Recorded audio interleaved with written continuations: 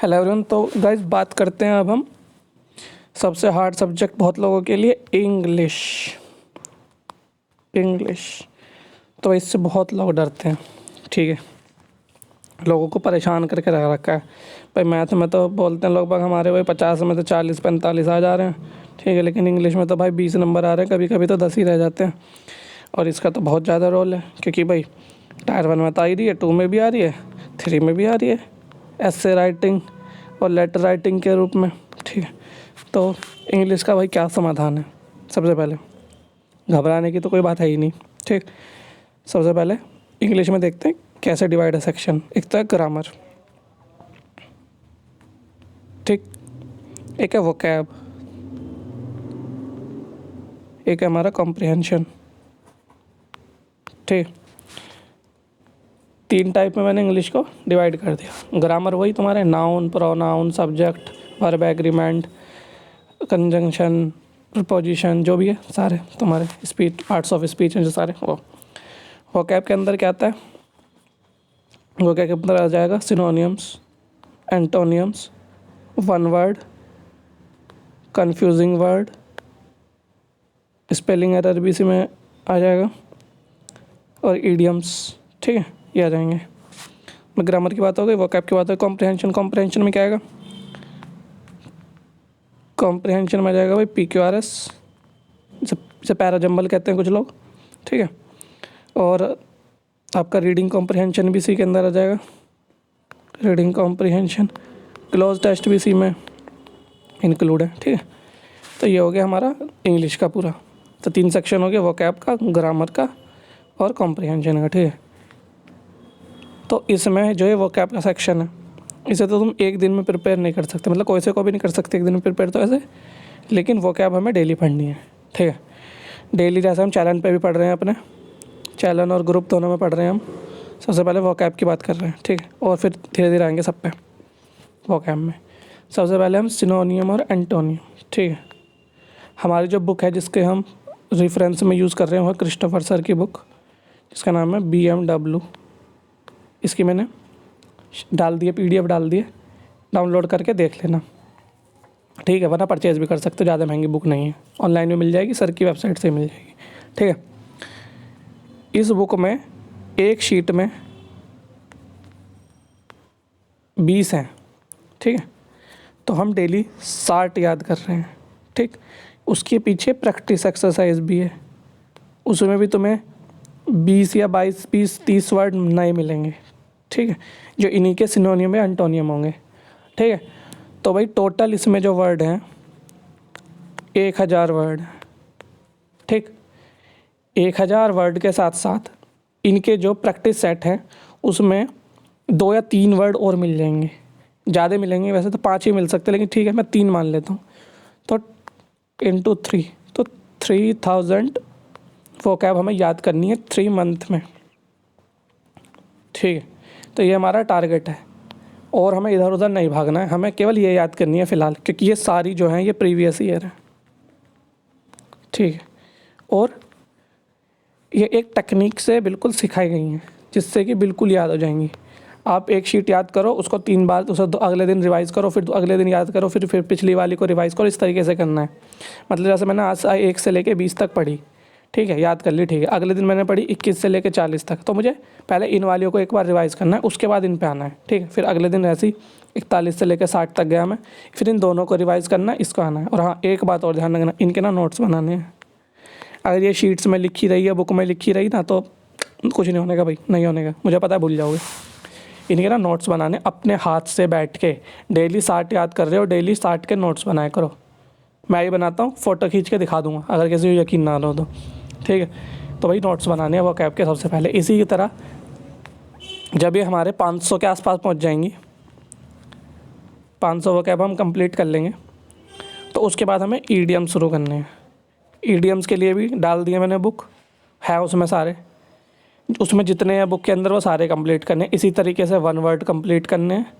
इसी तरीके से जो कन्फ्यूजिंग वर्ड हैं वो भी देख लेना उनको एक बार, उनके इतना कुछ वो नहीं है, लेकिन हाँ ये तो सिनोनियम, एंटोनियम और ये ईडियम्स और ये 1 वर्ड, ये तो भाई बिल्कुल रटे होने चाहिए और विथ प्रॉपर नोट्स लिखे होने चाहिए।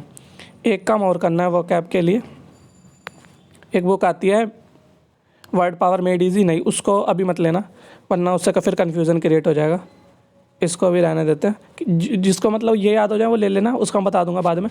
तो vocab के लिए आपको क्या करना है, आपको न्यूज़पेपर नहीं, ये नहीं पढ़ना, कभी बहुत सोचने लगे न्यूज़पेपर बताऊंगा ना, वो उसका कोई फ़ायदा नहीं है, ठीक है।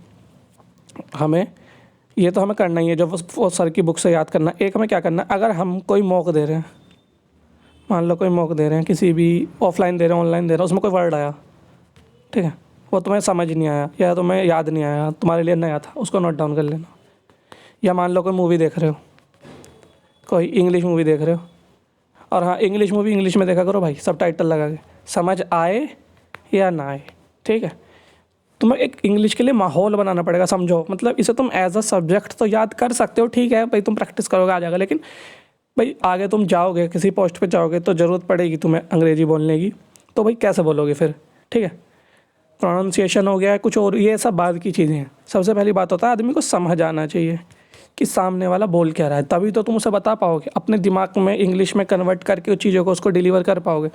मान लो तुम्हें एस लग गए, ठीक है, क्या करोगे भाई, अंग्रेजी बोलने वाले लोग आएंगे तुमसे, क्या उनसे क्या फिर हिंदी में बात करोगे जब उनको हिंदी आती ही नहीं है। तो भाई अंग्रेजी तो ज़रूरी है भाई, हिंदी मीडियम का हूँ इंग्लिश मीडियम का हूँ, ये बकवास है, सब कुछ नहीं होता, सबका लेवल सेम है। अगर लेवल अच्छा होता तो इंग्लिश मीडियम वाले की भाई जॉब लग गई होती पहले ही, ठीक है। ये भूल जा करो कि मैं हिंदी मीडियम से, बल्कि हिंदी मीडियम वालों की तो भाई ग्रामर बहुत अच्छी रहती है। मेरे फ्रेंड्स एकदम बेहतरीन ग्रामर है बंदों की, वो बोल नहीं पाते, स्पीकिंग स्किल्स उनकी इतनी अच्छी नहीं है, लेकिन उनकी ग्रामर भाई एक नंबर का तरह से, ठीक है। तो ये तो भूल जाओ भाई कि हिंदी मीडियम वाले इंग्लिश मीडियम वाले ये सब बकवास बातें। बस ये ध्यान रखो, पढ़ना है, पढ़ के आ जाएगा समझ में, नहीं आएगा और पढ़ेंगे आ जाएगा भाई, ये कोई है हमारे हाथ में, पढ़ना है ना पढ़ लेंगे, ठीक। तो भाई vocab की बात कर रहे हैं, ठीक है। कोई भी नया वर्ड है उसके लिए एक नया रजिस्टर बना लो, न्यू नोटबुक, ठीक है, न्यू नोटबुक बनाओ, उसमें उस वर्ड को लिखो, जो टेक्निक बुक में यूज़ करी गई है उस टेक्निक को यूज़ करके खुद के अपने सेंटेंस बनाओ और उनको उसके अंदर नोट डाउन करो, ठीक है। ये हो गया तुम्हारा सिनोनियम और एंटोनियम्स का। इससे हमारे सिनोनियम और एंटोनियम्स बिल्कुल बेहतरीन हो जाएंगे, ठीक है। तुम देखोगे कुछ ही दिनों में ना, जैसे तुम्हारे वो 1000 कंप्लीट होंगे, तुम्हें बहुत सारे वर्ड ना मिलने लगेंगे, मूवीज़ तक में मिलने लगेंगे। मूवीज़ में तुम देखोगे ना, मूवीज़ के ना सब टाइटल लगा लिया करो, ठीक है। और जो वर्ड ना आए ना उसे नोट डाउन कर लिया करो, जो समझ में ना आए ना वर्ड उसको अपने कॉपी में नोट डाउन कर लिया, ठीक है। इस तरीके से भैया vocab का सीन है। सेम इसी तरीके से सिनोनियम एंटोनियम्स के बाद आपको वन वर्ड करने हैं और ईडियम्स वगैरह करने हैं, ये सब कंप्लीट कर लेना है, ठीक है। अब आती है बात किसकी, अब ले लेते हैं हम कॉम्प्रिहेंशन सेक्शन को। इसमें सबसे पहले रीडिंग कॉम्प्रिहेंशन। तो भाई डेली 2 से लेके 4 तक अपनी औकात अनुसार और अपने टाइम अनुसार भी, ठीक है। जितना आपके पास टाइम है और जितने आप कर सकते हो उतने पैसेज लेना, छोटे छोटे पैसे लो, ज़्यादा बड़े लेने की जरूरत नहीं है। मैंने दो दिन डाले हैं और बुक भी डाल दी है मैंने, उसमें से आप प्रैक्टिस कर सकते हो, उसमें आंसर वगैरह सब दे रखे हैं, ठीक है। तो 2 से लेके 4 डेली करना है, डेली। कब तक करने हैं, जब तक 500 ना हो जाए, कम से कम 500 पैसे लगा के जाने हैं, ठीक है।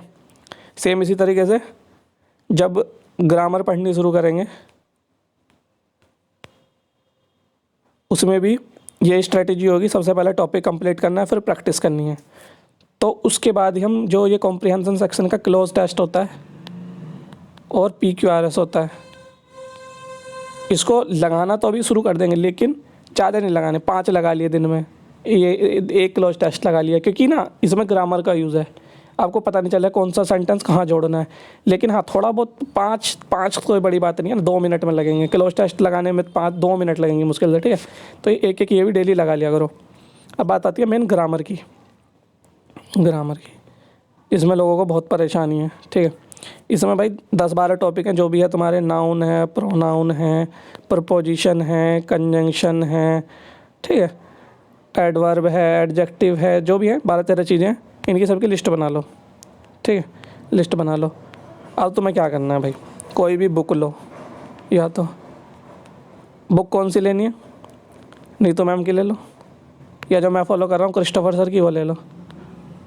ऑनलाइन चाहिए PDF चाहिए, PDF डाल दूंगा, इसकी क्रिस्टोफर की डाल दी, इसकी चीज़ की भी डाल दूंगा ना, मिल जाएगी। या ऑफिस या होगी वैसे अधिकतर लोगों पे, नहीं तो कि मैम की बुक तो होती है। ठीक, कोई भी बुक ले लो, जो तुम्हारा मन करे भाई वो बुक ले लो, होनी चाहिए ऑथेंटिक। ये नहीं किसी भी कोई फर्जी सी राइटर की उठा ली। ट्रस्टेड टीचर जो अपने फील्ड के महारथी हैं एकदम, ऐसे लोगों की बुक, गोपाल सर की भी ले सकते हो। ठीक है, किसी की भी बुक ले लो।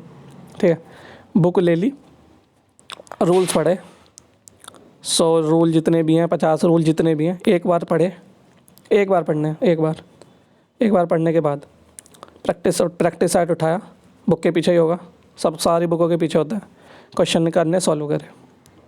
नहीं होंगे पहली बार में, नहीं होंगे, गलत होंगे, कोई बात नहीं, बुक देखो, आंसर देखो, पेज पलटो, आंसर देखो, क्या है ठीक है, अगला देखो क्या है ठीक है, क्या है ठीक से, इस तरीके से करना है। जितने भी क्वेश्चन हैं 100 या 200 जितने भी क्वेश्चन हैं उनका ऐसे ही निपटा दिया।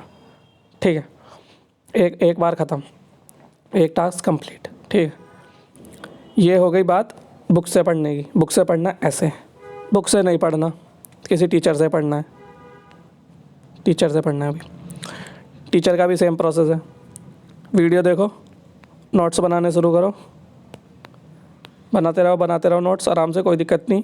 5-6 दिन में जितने में भी एक टॉपिक कंप्लीट होएगा, हो जाएगा।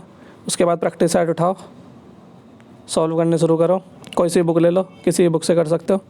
ठीक है, देखो कहाँ दिक्कत हो रही है, जो सर ने रूल पढ़ाए हैं उनसे उन्हें पढ़ो, करना शुरू करो। यहाँ से भी 200-300 क्वेश्चन जितने भी हो जाएं।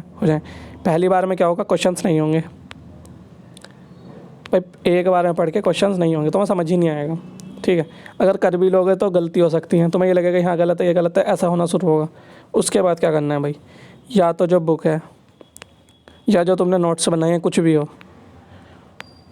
उसका रट्टा मारना है एक बार फिर से, सारे रूल्स का रट्टा क्या, रिवीजन करना है। रिवीजन करो, कितनी बार करना है, 10 बार। 10 बार का मतलब क्या है, 10 बार का मतलब ये है, आज मैंने पढ़ा, आज है जो भी है 7 तारीख या 8 तारीख जो भी है, 7 तारीख में मैंने पढ़ा, मान लो 50 रूल हैं, 7 तारीख में मैंने 50 रूल पढ़े। अगले दिन में 8 तारीख में फिर बैठा, दोबारा मैंने वो 50 रूल पढ़े। ठीक है, उसके बाद क्या करा मैंने, उसके बाद मैंने प्रैक्टिस की, कुछ क्वेश्चन और सही होने शुरू हुए, क्वेश्चन सही हुए। ठीक है, अगले दिन फिर बैठा, जो यहाँ पे रूल बचे हुए थे, जो रूल मैंने यहाँ पे गलत किए थे, ठीक है, उनको मैंने फिर से पढ़ा। ठीक है, पढ़ा, उसके बाद प्रैक्टिस करी फिर से, ज़्यादा क्वेश्चन की प्रैक्टिस 50-60 की, बस इनमें बस देख लेना कौन से गलत हो रहे हैं, कौन से सही हो रहे हैं। ठीक है, करा, अगेन मैंने रूल्स पढ़े, रिवीजन किया। ये एक टॉपिक की बात हो रही है, दूसरे टॉपिक पे नहीं जाना जब तक एक टॉपिक बिल्कुल क्लियर ना हो जाए। इसी तरीके से कर करके तुम्हें टोटल एक टॉपिक के कम से कम 600 से 700 क्वेश्चन लगाना है, 600 से 700। ठीक है भाई, 600 से 700 क्वेश्चन तो लगाने हैं, और जो रूल्स हैं उन्हें 10 से 11 बार रिवीजन भी करना है। तो इस तरीके से एक टॉपिक हमारा कंप्लीट हो जाएगा। उसके बाद क्या करना है, अगले टॉपिक पे जाना है। टॉपिक 1 कंप्लीट, टॉपिक 2 पे जाना है, टॉपिक 2 में सेम प्रोसेस करना है। लेकिन इसमें क्या करना है, जो टॉपिक 1 के क्वेश्चंस हैं ना, उनकी भी प्रैक्टिस करनी है, वरना पता क्या हो, वरना होगा ये, मान लो तुमने पहले नाउन का टॉपिक किया, ठीक है, तुम्हें नाउन बिल्कुल समझ आ गई, एकदम से तुम्हें समझ आ गई, ठीक है, एकदम बेहतरीन, एकदम तुम हो गए, नाउन का भी कोई भी एरर हो मैं निकाल दूंगा।